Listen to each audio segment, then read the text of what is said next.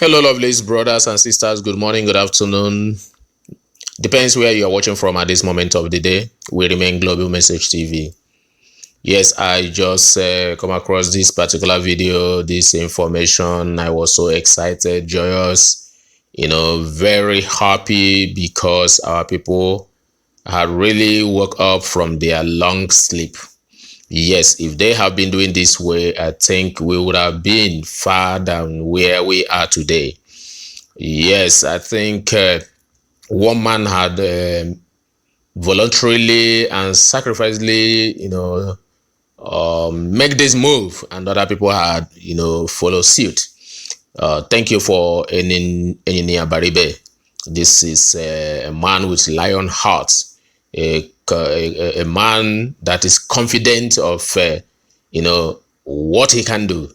What he can do. I mean, in fact, this is a man indeed. We have to pray to have people like Engineer Baribe in all the states in southeastern region of Nigeria.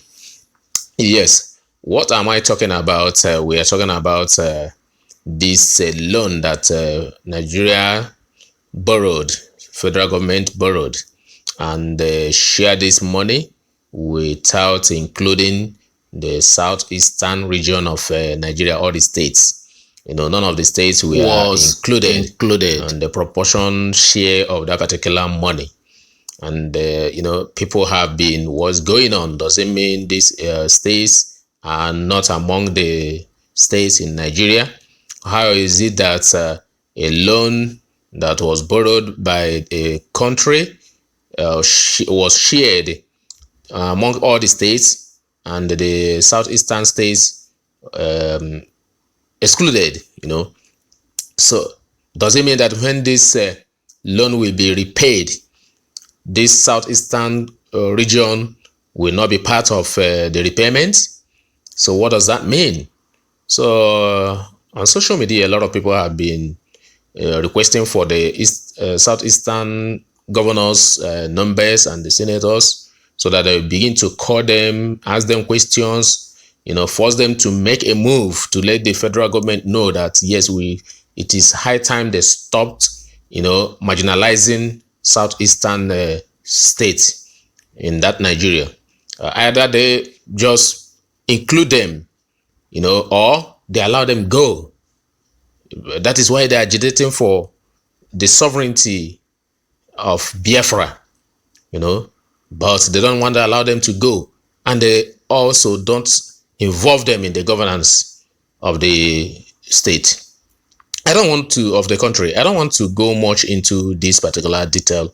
I want you to watch this video to the end. Just exercise patience, watch it to the end. You see actually that our people have really woke up. But I believe that no time is late. When one wakes up, it's his own morning. I give kudos to all these senators. I wish the governors will still wake up this way and join them to do something, on this particular issue, not to be slaves to the ruling zone of this particular country in order to be favored. If the southeastern governors should follow these senators and make this move, I think something will be achieved. And not only on this, on other things like Ekuremado was analyzing. He said a lot of things. He doesn't stop on he didn't stop at the loan. He fully extended on the power sharing and office sharing, in other sectors of the country. I want you to watch this video to the end. I really commend their efforts, their audacity, their encouragement to approach the Senate. Though from what they said, the Senate have promised to look into this and to allow equity prevail, in the country. So if they had not made this movement, they have even seen them as the same mumu they have been seen looking at us, but we are not. Thank you, because you people have risen. Please watch and subscribe, please. And presented by the government, and for some obvious reasons, especially the issue of exclusion, it was not taken. So this has been returned to the present National Assembly. Regrettably, last Thursday, the Senate passed the borrowing plan, which excluded the whole of Southeast. We'd like to use the opportunity to thank our colleagues who are at the chambers that day, especially Senator Engineer Baribe, who made a effort to get the matter addressed, the issue of the equity and equitable distribution. Most of us were not in chambers. I was in Lagos attending the INEC retreat on electoral reforms. Most of our colleagues were also outside the chambers. So we want to commend him for the effort he made and the other colleagues who were there during the conversation. So we met as a caucus of the Southeast National Assembly last night after consulting with our people and getting their feelings regarding this issue. And we decided that the best approach would be a constructive engagement with the National Assembly leadership. So this afternoon, we had a very good conversation with both the Senate President and also the Speaker of the House of Representatives. I am here to report that we had a meaningful discussion. They showed not just concern, but commitment to addressing these issues. And they were satisfied with those assurances. So we are believing that the matter will either be revisited or, since it has not been passed in the House, the appropriate thing will be done and then our people's fears will be assuaged. So we'd like to thank the Senate President and the Speaker for those assurances and their commitment to the national unity and unity of this country, and also for justice to all parts of Nigeria. We believe that equity should be the way for our country to make progress. So they are committed to this equitable distribution of the loan facilities. So our thinking is that what the federal government presented was a borrowing plan. So since it's still a plan, so there's still opportunity for us to look at the distribution, so that every part of Nigeria will have a sense, of belonging with the way the loan will be managed. Because we believe ultimately every part of Nigeria will be part and parcel of the repayment. So if we are going to be part and parcel of the repayment, it makes every sense that we also benefit from the utilization of those funds. And we are concerned about certain facilities, including the eastern corridor of the railway from Port Harcourt to Maiduguri. We are also concerned about the access to the sea, the provision of access to the sea for the people of the Southeast, developing seaports in our area, and also power projects. So we hope that by the time the matter is addressed, that some of the fears of our people would have been addressed and their own concerns will also be addressed. The other issue we raised with them is the issue of the distribution of the National Assembly bureaucracy. We pointed out to them that if you look at the National Assembly bureaucracy, the Southeast is also excluded from the clerk of the National Assembly to deputy clerk, the clerk of the Senate, clerk of the House, the DG of NAILS, also the chairman of and secretary of National Assembly Service Commission, the same thing with the Public Complaint Commission. Again, they showed concern and have agreed to address it as soon as vacancy occurs in any of those positions. So we had a very useful meeting. So on behalf of my colleagues, I want to thank them for their understanding, and we are looking forward to their commitment, which has already been expressed to us. So I want to thank you again for listening to us. Thank you. All right, for the nation newspapers. You said they gave you assurances. Secondly, I said that this is a borrowing plan.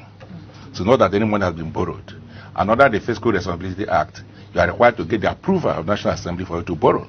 So that's why it is tabled before the People's Parliament, where every part of Nigeria is represented, to have a conversation and discussion to be sure that it's even spread. That is actually the philosophy behind sending it to the National Assembly.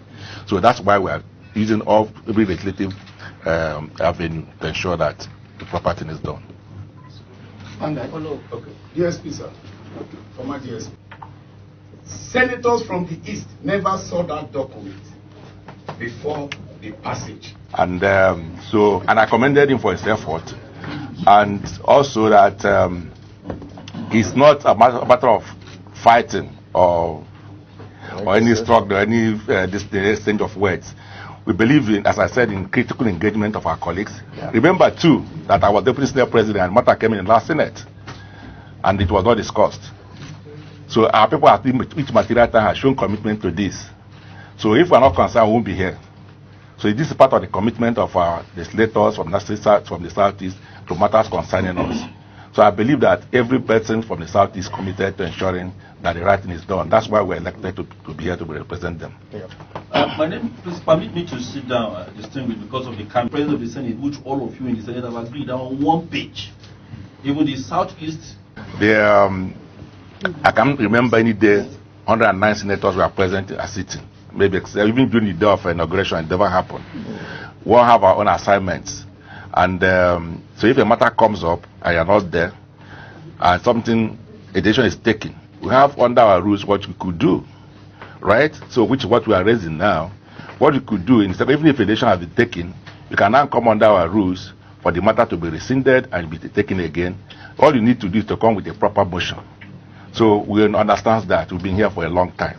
So and you can't be in two places at the same time. Those senators from the South who are not there, they're also on one national assignment or the other. So it's unfair to say, oh, they were not all there, right? So, and I believe that what we are doing now is the correct thing to see how the matter is addressed. And as we admitted, it came up in the last Senate, and we didn't take it because for the same reason. So if it comes up now and has been taken, well, that is democracy in action. So you can, the minority may have their say, majority will have their way.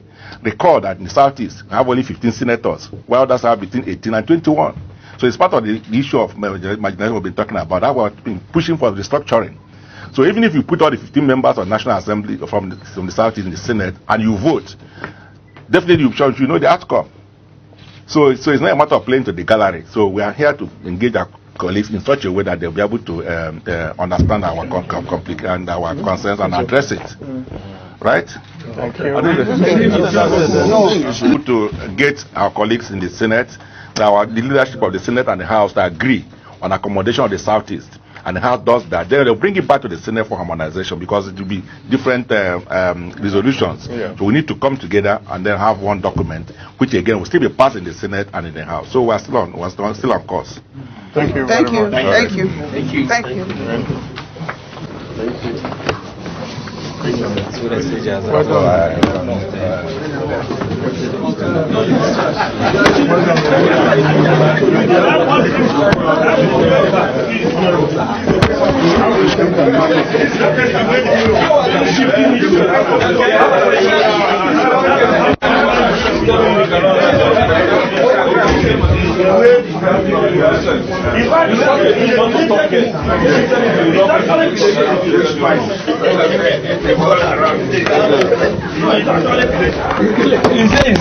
He said there's something is not right.